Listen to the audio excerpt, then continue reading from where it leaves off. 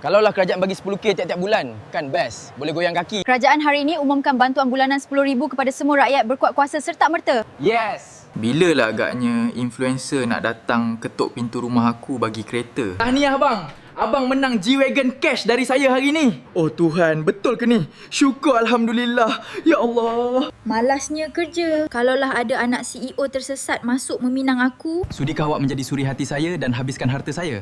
Yes, oh my god, yes, I will. Awak nampak penat? Baliklah main PS5 kat rumah. Gaji awak saya naikkan 3 kali ganda bulan ni. Ah, bos! Serius ni PS5? 3 kali ganda? Aku nak makan banyak, tapi tak nak gemuk.